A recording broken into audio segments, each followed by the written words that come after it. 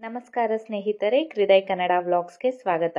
ನಾನು ಇವತ್ತಿನ ಈ ವಿಡಿಯೋದಲ್ಲಿ ಜಯಪಾರ್ವತಿ ವ್ರತ ಯಾವಾಗ, ಹಾಗೆ ಈ ಉಪವಾಸದಲ್ಲಿ ಉಪ್ಪಿನ ಬಳಕೆಯನ್ನು ಯಾಕೆ ನಿಷೇಧಿಸಲಾಗಿದೆ, ಅದರ ಸಂಪೂರ್ಣ ಮಾಹಿತಿಯನ್ನು ನೀಡ್ತಾ ಇದ್ದೀನಿ. ಈ ವಿಡಿಯೋವನ್ನು ಎಲ್ಲೂ ಕೂಡ ಸ್ಕಿಪ್ ಮಾಡದೆ ಸಂಪೂರ್ಣವಾಗಿ ನೋಡಿ. ಹಾಗೆ ನೀವೇನಾದರೂ ಫಸ್ಟ್ ಟೈಮ್ ನಮ್ಮ ಚಾನಲ್ಗೆ ಭೇಟಿ ನೀಡಿ ಈ ವಿಡಿಯೋವನ್ನು ನೋಡ್ತಾ ಇದ್ದರೆ ದಯವಿಟ್ಟು ಸಬ್ಸ್ಕ್ರೈಬ್ ಮಾಡೋದನ್ನು ಮರಿಬೇಡಿ.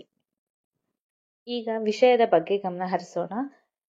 ನಮ್ಮ ಹಿಂದೂ ಧರ್ಮದಲ್ಲಿ ಅನೇಕ ರೀತಿಯ ಉಪವಾಸಗಳು ಆಚರಣೆಯಲ್ಲಿವೆ.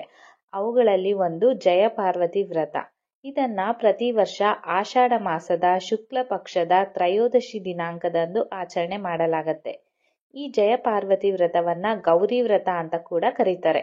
ಅವಿವಾಹಿತ ಮಹಿಳೆಯರು ಬಯಸಿದ ವರವನ್ನ ಪಡೆಯಲು ಹಾಗೆ ವಿವಾಹಿತ ಸ್ತ್ರೀಯರು ಅಖಂಡ ಸೌಭಾಗ್ಯವನ್ನ ಪಡೆಯಲು ಈ ವ್ರತವನ್ನ ಆಚರಣೆ ಮಾಡ್ತಾರೆ. ಇನ್ನು ಕೆಲವು ಧಾರ್ಮಿಕ ನಂಬಿಕೆಗಳ ಪ್ರಕಾರ ಪಾರ್ವತಿ ದೇವಿಯು ಶಿವನನ್ನ ತನ್ನ ಪತಿಯಾಗಿ ಪಡೆಯಲು ಈ ಉಪವಾಸವನ್ನ ಆಚರಣೆ ಮಾಡಿದಳು ಅಂತ ಹೇಳಲಾಗಿದೆ. ಈ ವ್ರತವನ್ನ ಸರಿಯಾಗಿ ಆಚರಣೆ ಮಾಡೋದ್ರಿಂದ ಅವಿವಾಹಿತ ಮಹಿಳೆಯರು ತಮ್ಮ ಇಚ್ಛೆಯ ವರನನ್ನ ಪಡೆಯುತ್ತಾರೆ, ಹಾಗೆ ಅದೃಷ್ಟ ಮತ್ತು ಸಮೃದ್ಧಿಯನ್ನ ಹೊಂದುತ್ತಾರೆ ಅಂತ ನಂಬಿಕೆ ಇದೆ.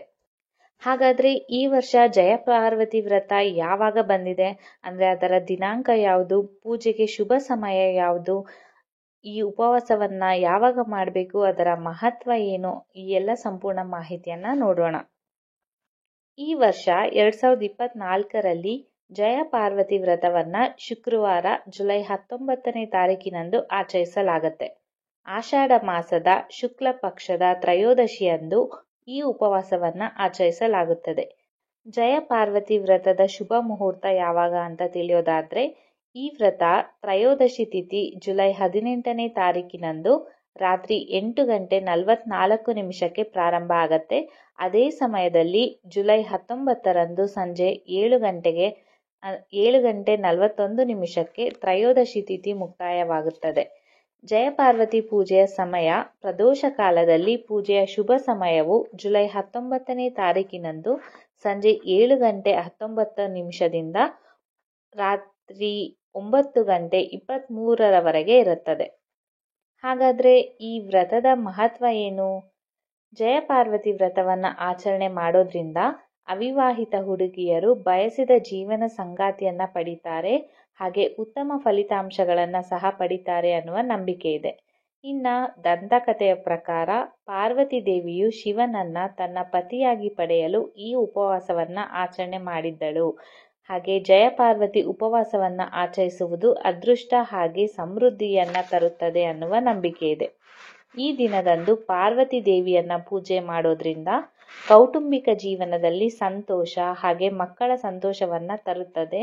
ಜೊತೆಗೆ ವಿವಾಹಿತ ಮಹಿಳೆಯರು ಅಖಂಡ ಸೌಭಾಗ್ಯವನ್ನ ಪಡೆಯಲು ಈ ಉಪವಾಸವನ್ನ ಆಚರಣೆ ಮಾಡಬಹುದು ಅಂತ ಹೇಳಲಾಗಿದೆ. ಜ್ಯೋತಿಷ್ಯ ಶಾಸ್ತ್ರದ ಪ್ರಕಾರ ಜಯಪಾರ್ವತಿ ಉಪವಾಸವನ್ನ ಆಚರಣೆ ಮಾಡೋದ್ರಿಂದ ಜಾತಕದಲ್ಲಿರುವಂತಹ ದೋಷಗಳು ನಿವಾರಣೆ ಆಗತ್ತೆ. ಹಾಗೇನೆ ಈ ಉಪವಾಸವು ಗ್ರಹಗಳ ಶಾಂತಿಗೆ ಸಹ ಪ್ರಯೋಜನಕಾರಿ ಅಂತ ಪರಿಗಣಿಸಲಾಗಿದೆ. ಜಯಪಾರ್ವತಿ ಉಪವಾಸದ ಸಮಯದಲ್ಲಿ ಉಪ್ಪನ್ನ ವಿಶೇಷವಾಗಿ ನಿಷೇಧಿಸಲಾಗಿದೆ.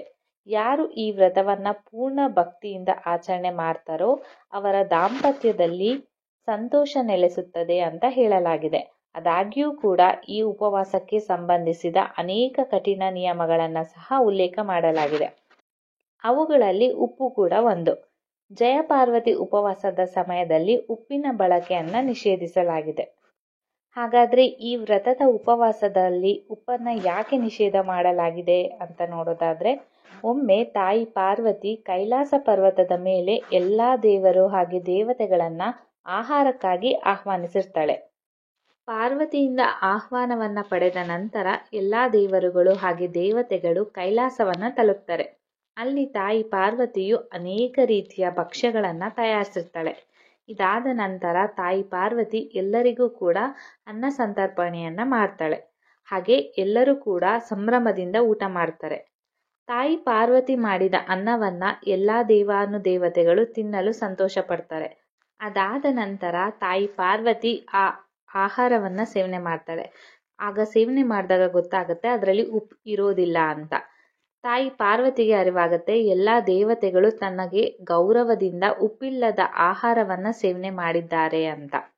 ಅದರ ನಂತರ ತಾಯಿ ಪಾರ್ವತಿ ಎಲ್ಲ ದೇವರು ಮತ್ತು ದೇವತೆಗಳನ್ನು ಉದ್ದೇಶಿಸಿ ಉಪ್ಪಿಲ್ಲದ ಆಹಾರವನ್ನು ನೀವು ಸೇವನೆ ಮಾಡಿದ್ದೀರಿ, ಅದು ಉಪವಾಸ ವ್ರತ ಆಹಾರಕ್ಕೆ ಸಮಾನ ಅಂತ ಪರಿಗಣಿಸಲಾಗಿದೆ ಅಂತ ಹೇಳ್ತಾಳೆ. ಆದ್ರಿಂದ ಎಲ್ಲ ದೇವತೆಗಳು ಹಾಗೆ ದೇವರುಗಳು ಉಪವಾಸವನ್ನು ಆಚರಣೆ ಮಾಡಿದಂತಾಗಿದೆ. ಹಾಗಾಗಿ ಅಂದಿನಿಂದ ಆಷಾಢ ಮಾಸದ ಶುಕ್ಲ ಪಕ್ಷದ ತ್ರಯೋದಶಿಯ ದಿನವನ್ನ ಜಯಪಾರ್ವತಿ ವ್ರತವಾಗಿ ಆಚರಣೆ ಮಾಡಲಾಗುತ್ತಿದೆ. ಇದರಲ್ಲಿ ಉಪ್ಪು ಸೇವನೆಯನ್ನ ನಿಷೇಧ ಮಾಡಲಾಗಿದೆ. ಸೊ ನೋಡಿದ್ರಲ್ಲ ಫ್ರೆಂಡ್ಸ್, ಇದಿಷ್ಟು ಜಯಪಾರ್ವತಿ ಅಥವಾ ಗೌರಿ ವ್ರತದ ಬಗ್ಗೆ ಮಾಹಿತಿ. ಈ ಮಾಹಿತಿ ನಿಮಗೆ ಇಷ್ಟ ಆಯಿತು ಅಂತ ಭಾವಿಸಿದ್ದೀನಿ. ಇಷ್ಟ ಆದಲ್ಲಿ ಈ ವಿಡಿಯೋಗೆ ಒಂದು ಲೈಕ್ ಕೊಟ್ಟು ನಿಮ್ಮ ಅನಿಸಿಕೆ ಅಭಿಪ್ರಾಯಗಳನ್ನು ಕಮೆಂಟ್ ಬಾಕ್ಸ್ ಮೂಲಕ ತಿಳಿಸ್ಕೊಡಿ. ಹಾಗೆ ನೀವೇನಾದ್ರು ಫಸ್ಟ್ ಟೈಮ್ ನಮ್ಮ ಚಾನಲ್ಗೆ ಭೇಟಿ ನೀಡಿ ಈ ವಿಡಿಯೋವನ್ನು ನೋಡ್ತಾ ಇದ್ರೆ ಸಬ್ಸ್ಕ್ರೈಬ್ ಮಾಡೋದನ್ನು ಮರಿಬೇಡಿ. ನಾನು ಮತ್ತೆ ಮುಂದಿನ ವಿಡಿಯೋದಲ್ಲಿ ಹೊಸ ಮಾಹಿತಿಯನ್ನು ನಿಮ್ಮ ಮುಂದೆ ತರ್ತೀನಿ ಅಂತ ಹೇಳ್ತಾ ಈ ವಿಡಿಯೋವನ್ನು ಸಂಪೂರ್ಣವಾಗಿ ನೋಡಿದ್ದಕ್ಕೆ ನಿಮಗೆ ಧನ್ಯವಾದಗಳನ್ನು ತಿಳಿಸ್ತಾ ಇದ್ದೀನಿ. ಹಾಗೆ ಎಲ್ಲರಿಗೂ ಜಯ ಪಾರ್ವತಿ ವ್ರತದ ಶುಭಾಶಯಗಳನ್ನು ತಿಳಿಸ್ತಾ ಇದ್ದೀನಿ. ನಮಸ್ಕಾರ.